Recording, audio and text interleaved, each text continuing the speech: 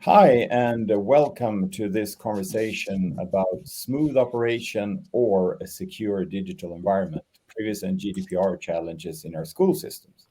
Today, we're going to have a conversation about the balance between what we all want, a safe and secure digital environment in our schools, and at the same time, smooth digital operations with easy access to information. We're going to talk about how the students and teachers' digital privacy and integrity is a constant challenge for many schools, and also how we can use privacy in our schools for both teachers, how we can improve that for both students and families. And also discuss on how we can use digitalization in schools to improve the security by design and privacy by design perspective. With me today, I have a great panel. I would like to introduce them. We have Wanda Hoogerbrugge from Privacy at School. You're a privacy advisor, a DPO, and also with an extensive background from schools. Very welcome, Wanda. Thank you. We have Christian Landgren. You're the CEO of the Stockholm-based iTeam and a thought leader when it comes to digital innovation, and with a couple of experiences that you're going to share in this talk. Welcome, Christian. Thank you. And also, last but not least, Arno van den Hof, a country manager for Junglemap Benelux and a cybersecurity expert, also with a background in schools, joining this conversation. Welcome, Arno. Thank you. Let me start off by turning to you, Wanda. If you could just briefly give us an idea of what Privacy at School, what you do, the scope of your work, what you're actually helping schools in the Netherlands with. Our company is a consultancy company, and we mainly have colleagues that work as a data protection officer. So we are a service for elementary school, secondary school, and also high schools mainly, where we help the schools to become compliant to the law, to the GDPR. And besides that, we also do practical work, working as privacy officers, and help to actually support also the schools on a national level, help to create policies and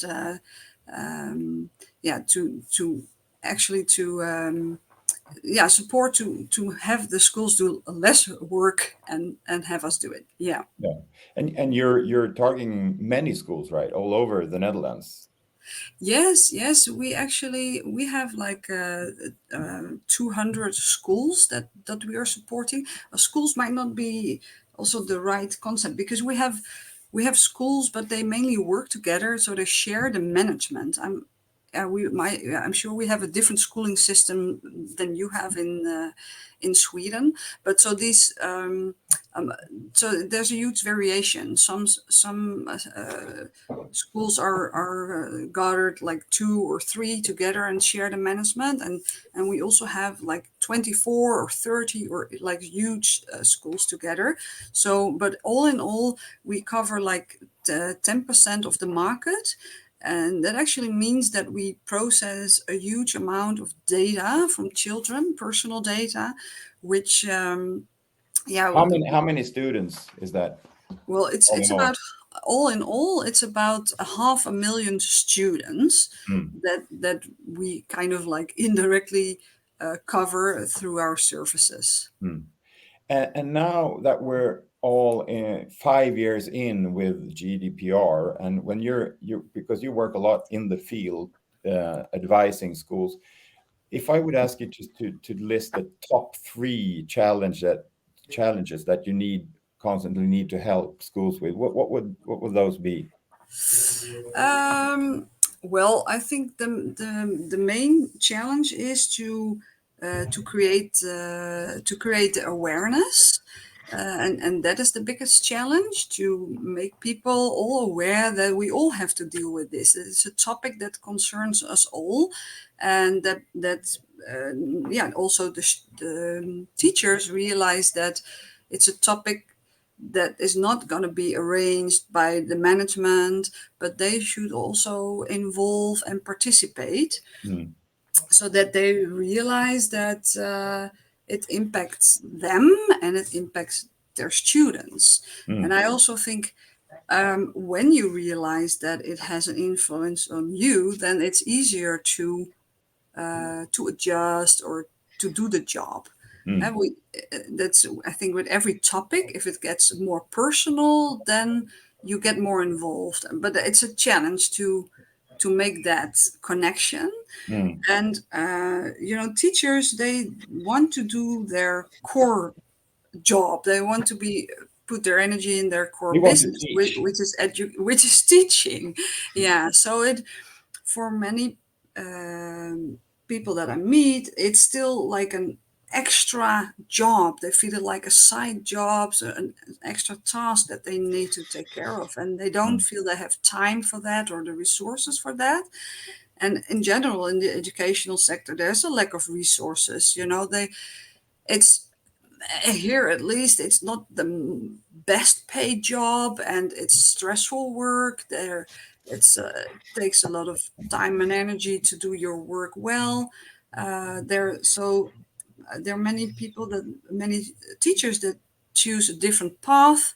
So it's hard to find, especially in elementary schools, enough teachers to do the job. And I live in Amsterdam, and in some schools it's they have to send children home when a teacher is sick, because there is no Mm. replacement, no And substitute. here comes privacy as yet another thing on top of Exactly. And everything. Yeah. there's Yeah. already so much administration, and now we also have to do this. Mm-hmm. So that is another big challenge. Mm. If I, So sorry, Wanda, but if you, Arno, compare what Wanda just are explaining, because you work with privacy and security issues, cybersecurity matters with different sectors. If you compare what Wanda is talking about, is are schools facing specific challenges, or is this across the board, so to speak? It's pretty much across the board, to be honest. And I'm saying that because I hear what Wanda says, and I recognize that I've been a teacher myself for 7 years in a high school. I recognize what she says, and but I hear that also from customers in, for instance, healthcare.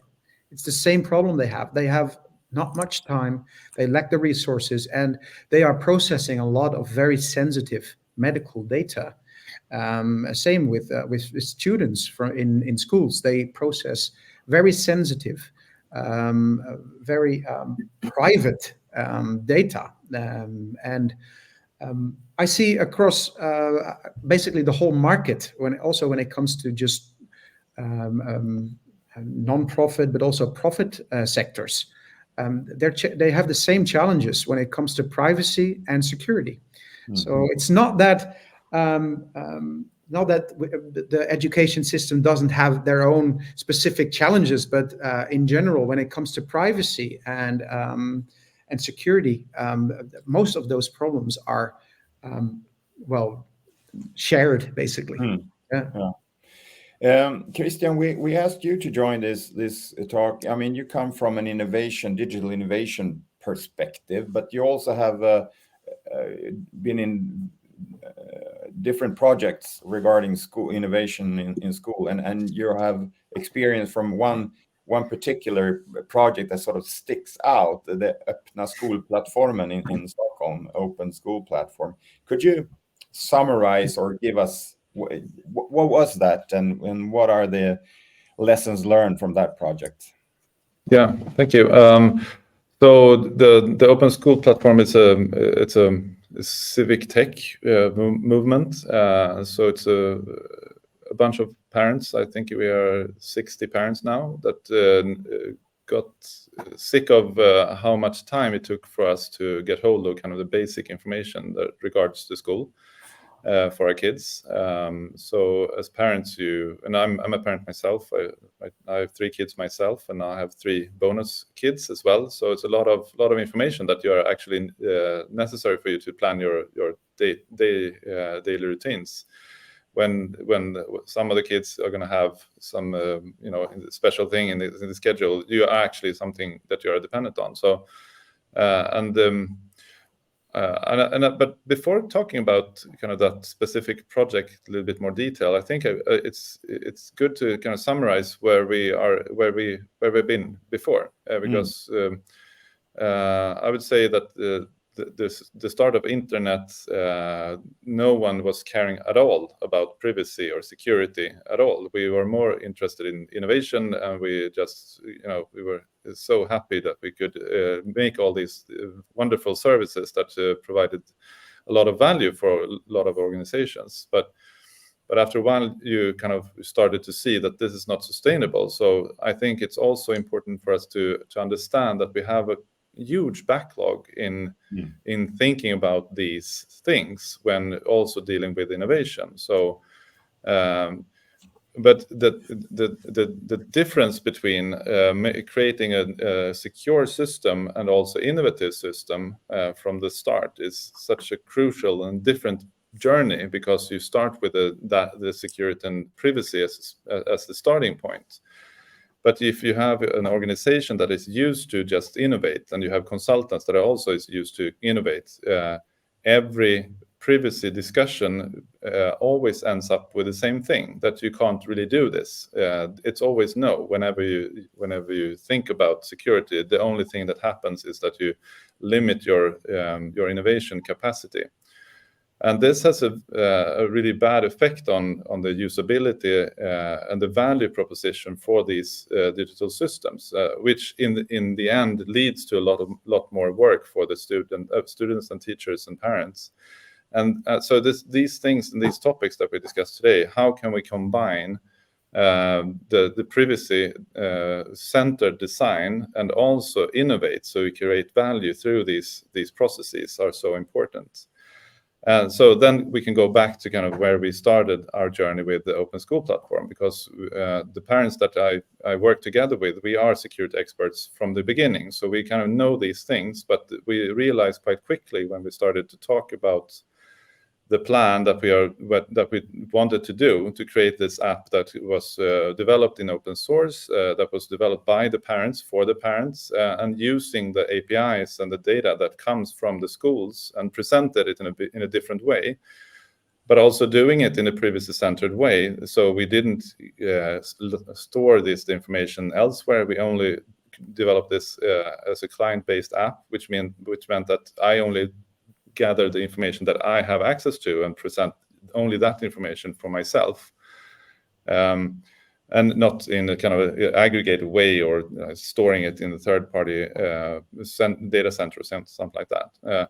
When we started talking about that approach with the city wasn't at all aware about the technical details about an API. They didn't understand pretty much how you can handle innovation within kind of a scope of privacy-centered design, which meant that they were quite both angry and afraid, I would say, about what this means for their business. And so they did as most organizations will do in that particular situation. They stopped everything, and they forced us, and they tried to force us to shut down our app, and they threatened with different lawsuits, and also changed their API so our app should stop working.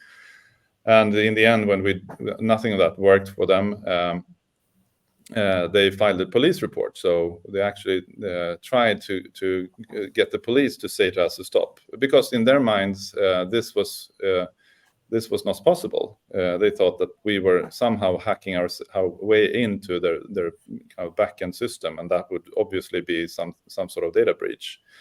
But what we actually did was just look at the APIs and the information that already came to us and presented it in a different way.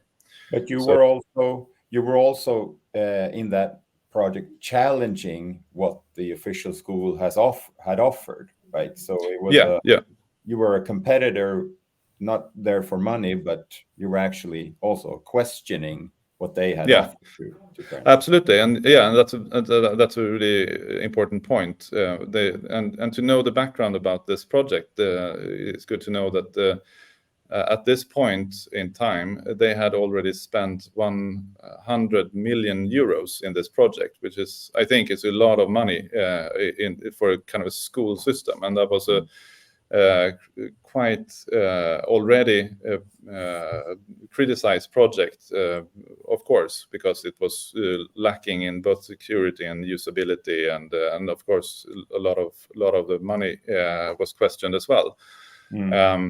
And when we created something that actually users loved in just a couple of months without any resources at all, that was of course something that was embarrassing for the city. But I would say that when you're dealing with public money, you hope that you can set aside those type of arguments from and just look at kind of if this is something that the users and the students and the parents and the teachers are actually helping them in their daily routines. That's actually something that would be something you could collaborate with, and that was our main goal with this project, to collaborate with the school. And now, 3 years after 3 years, what are the relationship or standpoints, or are you friends again? Yeah, we are definitely friends, and I think this has been a quite good example for the whole public sector to understand these issues. That what is an API and what is these privacy issues, and how can open source be a part of the solution, and the civic tech movement, how can that be part of the innovation system as a whole? So there has been this example has been quite studied both from a research perspective, but also in media, quite public in media, and often used as an example of how you can, both a bad example and a good example, and the kind of the extremes on both sides on public innovation. So yeah, that's definitely important. Wanda, this is the first time you hear about this, I guess, even though it's well known also outside of Sweden, we should mention, and I think we have some links that we can refer to in the chat field. But what do you say, Wanda, about the reaction from the city and the schools and the lack of understanding? Is that something that you can relate to in the Netherlands, or what's your take on that? Yeah, no, it's an interesting story, and first of all, just to make clear, the municipality in this case is like the controller, right? They are the ones responsible for the schooling and the schooling systems. Yeah. Yes. So no, it's in a way it's. I recognize these issues, the lack of understanding. You just want to make something better, and so why is this? Are you keeping me from doing this? Everybody is happy with this, and then it feels like privacy is pulling you back, and the law is kind of forcing you to step back. And so I do recognize that, but not on this level, but more in my daily work and on a smaller level, like that I reach out to, like, oh, I'm told we cannot do this, so I have to say we have to stop working this way, or processing photos or whatever. But I don't see the GDPR as it's not black and white. It's a lot of gray area that you need to look at, and need to talk together and find out how your project fits in, and how, because there are the rules, so you have to apply them, and you have to follow the principles. So but that is what we need to learn to do that already in step one, when you're gonna start a project like this, and not in the end. And I think we all want to reach the same goal, but we just start at different points, So and if you are the municipality and you have the responsibility for the data of all these children that are going to school in the municipality, I do understand that they say ho stop, because all your data subjects, all your children and parents, they will hold the municipality accountable for what's happening with their data, and they need to be transparent, and they are the ones responsible. So yeah, it's important to keep the dialogue and to start working together on an earlier stage, I think. So you do find the connection instead of the differences and see it as a problem. Um, so that it also stops the innovation and the development, right? So Yeah. yeah. So I hear from both of you that, and Christian used the phrase, it's always a no if you ask too late, and if you don't have it. Arno, if you could just give the audience your take on what is, because I just assume that you agree with Christian's take on that we have a privacy backlog from thank you for that, Christian, to sort of set this into a bigger picture.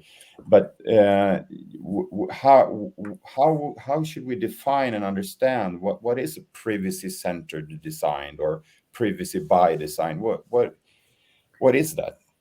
Basically, it's pretty simple. You just put the user that you make the app for central, and you say, okay, what information is really required for that, what we need, and we don't do anything else than just that. That's basically privacy-centered design. And first of all, I just want to respond to the huge amount of money that's spent on the municipality version of that, what you guys developed in a couple of months. I mean, that's just ridiculous, right? 100 million euros. That is another example of an IT project for a government organization going completely out of control. It seems that that's something that happens a lot here in Holland as well when it comes to government. Although there are some great exceptions. I just want to mention one because I was sidely involved in that, and that is, for instance, the creation of the Corona Melder app here in Holland. That was an app that was used in the Corona crisis to notify people that they have been too close for a period of time to someone that later was tested positive for Corona. And that went pretty smooth very quickly after a big failure of a hackathon or appathon organized by the government. And then that one person, Brenno de Winter, he stood up and say, well, we can do this in a privacy-centered way, privacy by design, make it very slim, make it open source, make sure that that everything that you can do with data, that we minimize that to what is actually needed to have full functionality of that, what the app actually has to do. And they come up with a very innovative design based on Bluetooth and sharing keys. And that was a big success. And actually, they won awards when it comes to privacy by design. And they did it for a fraction of the price with small organizations that could work very agile, very quick. And it was absolutely a great achievement, I think, when it comes to that. So it is possible, and it's also possible for the government to have this kind of developments in a privacy-centered way. From your perspective, Arno, what is needed for digital innovation to be a driver? Because I listening to you, I think that we could also leverage our understanding of what privacy actually is about. Could innovations like Christian was talking about, could that actually increase that understanding, or is it always a it will always be, I think it has to do with awareness and just understanding also that when we're talking about personal data, what is personal data? What is personal information? That is like a general awareness that still has to rise. And that's the backlog Christian also refers to when you ask me. So just a deep understanding of society that data is super valuable. It's what we pay with nowadays. For instance, at Meta, they actually have now a pop-up that asks you to, if you want to have like a paid subscription of, I think, 12 or 13 euros, or that you can pay with your personal data, basically. That this is what's going on, and I think this kind of developments is adding and helping actually to drive this backlog of awareness that we actually have to address as a society. Christian, I know that you have another example to share that could be interesting, and I don't think that is a privacy by design example, but it's another good example of how you can also mend with innovation so it becomes privacy okay. Yeah. So this example is a difference in different municipality in Sweden, Skellefteå. They've investigated and realized that they could save 17,000 hours per year for teachers, and free up 17,000 hours per year for teachers if they wouldn't have to log the attendance in their classes. So what they tried there was to do a small experiment in one classroom, and they used a webcam connected to Raspberry Pi with an open source software, and connected that to their LMS system. So the only thing that the children needed to do was to go to this camera that had kind of a very neutral background, and then just show their face, and then it turned green. That was, and then they had registered their attendance, and they did this quite good, I would say, with the parents' approvals and the students' approvals. They did this experiment with students that was legal age by themselves, so they had kind of everything was set up to be within the realms of GDPR. But then the Data Protection Office in Sweden looked at this project and fined them with a preliminary fine. And then when that came along, we as consultants, we looked at this and thought that maybe if we do something different, maybe we can like take care of this experiment and make it happen, because there's such a huge value that could be provided if you could do this in a privacy-centered way.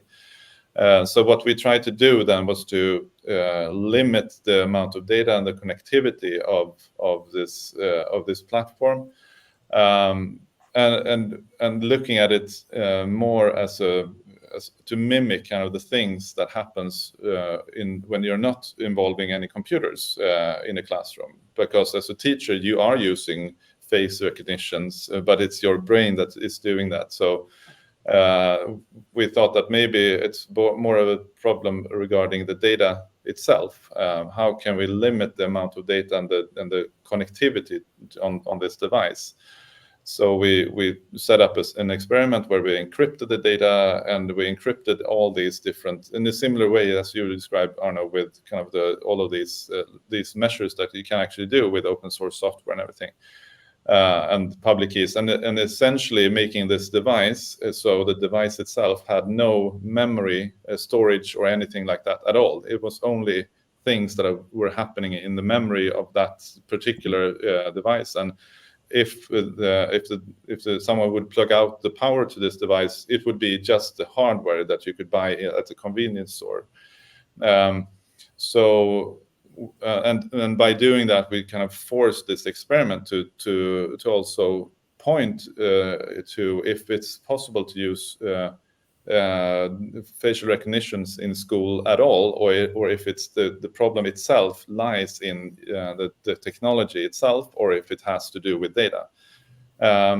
After that, the Data Protection Office looked at the example again and ruled a fine anyway. So what we can say from that experiment is that it's actually the biometrical data that is the problem that they feel is the sensitive part of this. But from our point of view as technicians, biometric data sounds like a scary thing. But if you look at it from a technical perspective, the only thing that is available as data, biometric data on this device is actually a small JPEG photo of each student with their ID. It's an anonymized ID. So in some sense, what they are actually saying that it's impossible for you to use images as the data source to identify students in schools. So I would say that this is a good example on both innovation, problematic innovation, and using new technology to solve an actual real problem that could lead to a lot of value, but also a little bit about what the words mean. That maybe when you're using biometric data as the name of things, maybe you can come to different conclusions than if you were talking about images as a way of identifying your students. Wanda, coming from the school sector and working as an advisor, how would you advise on a thing like this? Because underlying this, as the case of Skellefteå, what they actually wanted to achieve was more teaching hours for teachers in the end. Do you come across examples, or what's your take on Christian's project here when it comes to the situation in the Netherlands? This is also a very interesting project. I haven't dealt with this specific issue. I don't know any schools who want to use this, but it's, of course, in general, if they want to use new tools, and they always come to me and to ask, can I use this, and is this safe? And so there are of course, a lot of checks we have to do to make sure that it is compliant with the GDPR. It's not, and if you're dealing with pictures and especially biometrical data, we have an even higher standard of protection and security.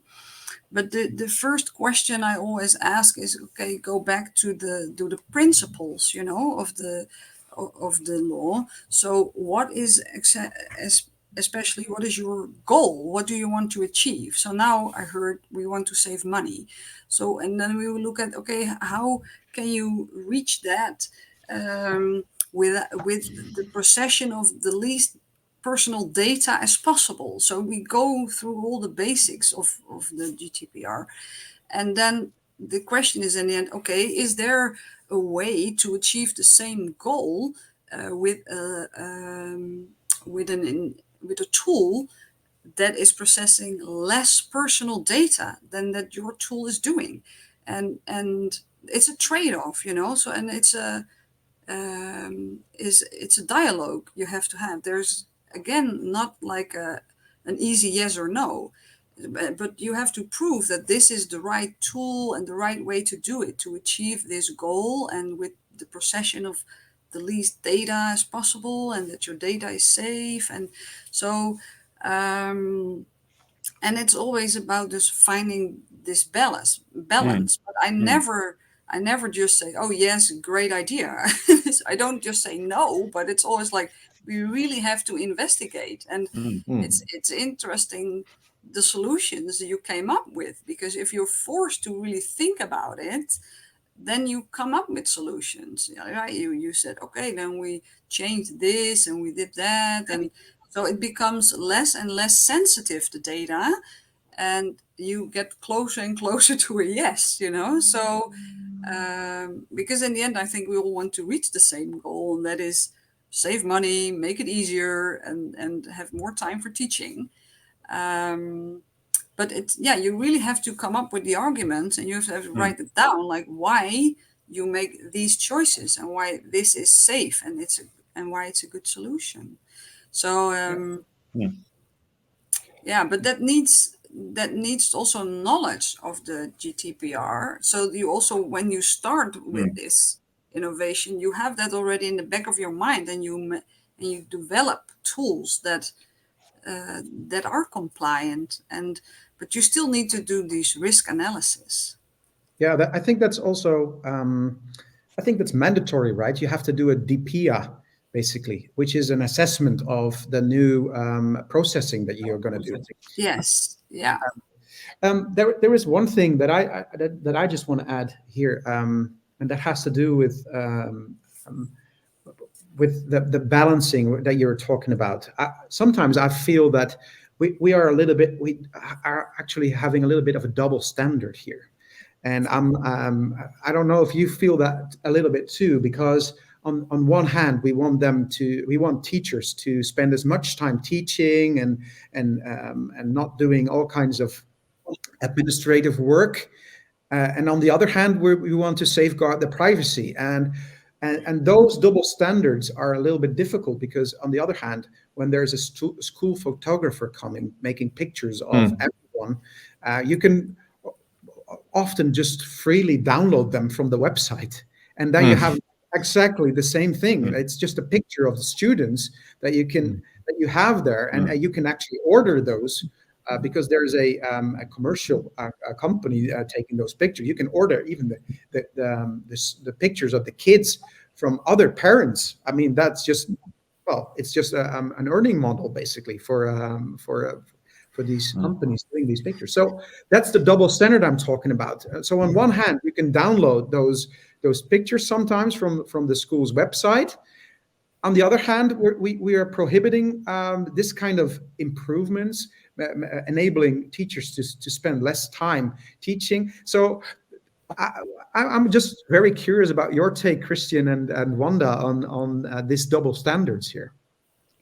Okay. What do you say about that, Christian? Is that something that you can relate to? Yeah, definitely. I think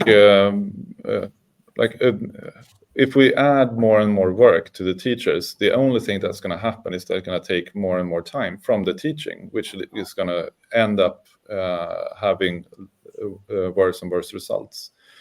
But at the same time, we do want to use this opportunity to actually take care of a lot of things that we have in our backlog. So it's an important that we get it right. If we start in this experiment and say that it's okay to use photos or biometric data, but not be entirely sure why this is. Of course, that's going to be replicated elsewhere, and suddenly you're going to have a lot of schools that are using this in a more and more easy way to do facial recognition for solving other things that aren't that valuable. So I definitely think that it's a good, as you say, Wanda. It's important that you investigate this thoroughly, and that was also the case here. That we wanted to kind of take this as an example on how we can combine the privacy first design approach together with the goal to achieve value for the students, and also doing it in a safe environment that could, if we fail, we have nothing bad is going to happen, because we already know from the parents and from the students and from the teachers and everyone around know that this is an experiment, that if we fail, if this is not possible regarding the law, we know that this is anyway worth experimenting with.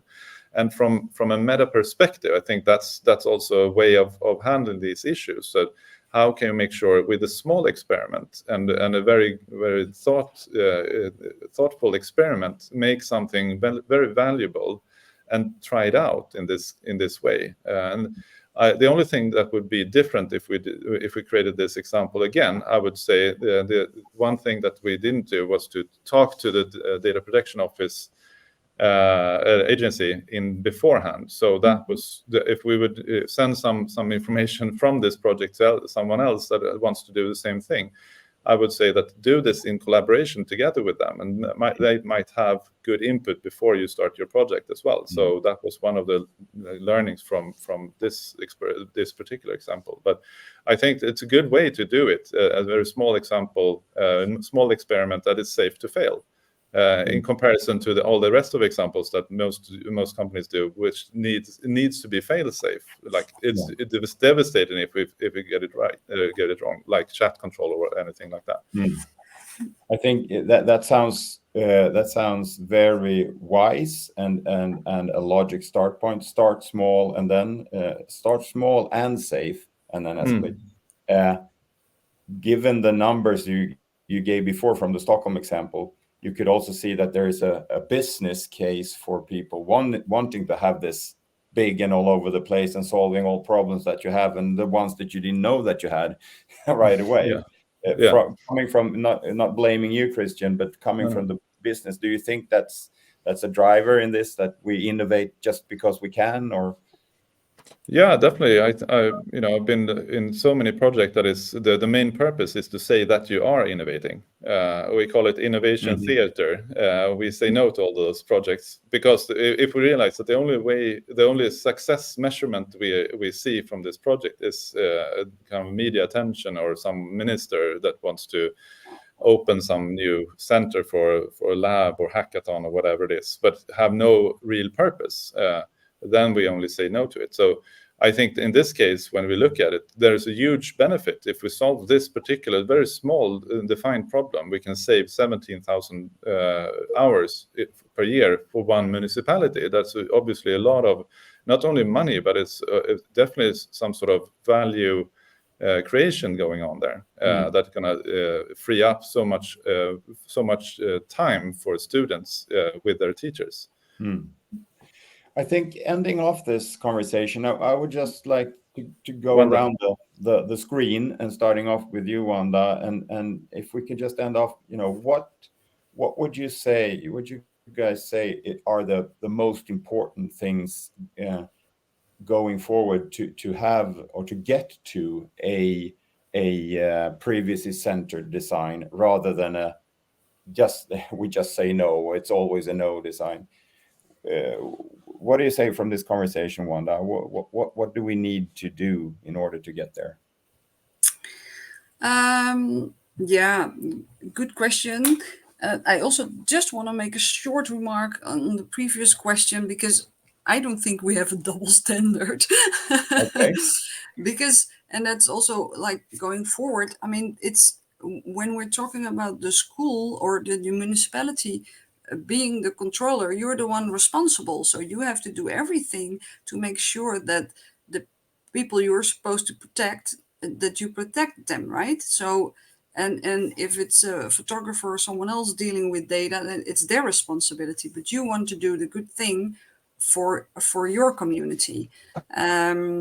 So but that also what is an important thing is that we cannot do it all, and you have to choose your battles. And you have to make the right decisions on where you put your resources. So, if we want to do it all perfect and follow the law and do all the right steps, that's really hard to do. But when you do big projects we are dealing with a lot of personal data, like the project you're talking about, Christian, I think it's really important to have privacy by design and to involve your privacy officer or your data protection officer from the beginning, so you do it all together, and you become more aware also of the risks, but also of all the opportunities and possibilities that there still are. So it's the awareness. And now you've learned from it, and going forward, that is how you will do it, and you automatically start designing by the privacy, do the privacy by design, right, from step one. But I also think we can use help there. If we had more standards and guidelines that a developer could use, then it makes it for all of us easier. And I know there's also being worked on that, but it's just not available yet. We all create standards, but we want that in a wider, we want to have that used in a broader way, and we create them and maybe on a national level. But yeah, it would be fantastic if we could make that for a sector or also internationally. So so we are making steps, but there's still a lot of work to do. There is. Arno, short, what do you say are top 3 things or in order to get to a true privacy by design perspective? I think time is working in our advantage. I think that we see that there's more and more attention towards making things more secure, more private, and people actually start realizing more and more that their data is super valuable. That it is important to sometimes just not post that thing on social media, because it is giving away something that you actually want to keep private. And I see an awareness rate that's building up slowly but steadily, and I hope that we keep the balance right, and that every time we are starting a new project or a new development or innovation, that we start from the user, start with the privacy in mind, start with security in mind. And if you do that, I think it's not that difficult. Start with the user, Christian. I guess you can agree on that one. Yeah, and I totally agree with what's being said. And the only thing I can add to that is that use open source as a way of not only purchasing free software, but rather collaborating together with other organizations, because that's the best way for you to solve complicated and complex problems by following someone else's example, which means that the work that they have done is so much more important because now there are two users of the same software, which means that all of these questions can be dealt with with more responsibility, because then you have more users that are kind of using the same methods that you are doing. So you have more people and more brains working on doing these things, and I would say that's much harder to do it in a user-centered, privacy-centered way. But that's the only thing. That's the only way forward. That's the only thing we need to do. We need to start with the user and start with a user-centered and privacy-centered approach. But to share that cost, you need to do it together with other organizations, because then you can share that a lot of knowledge and investment.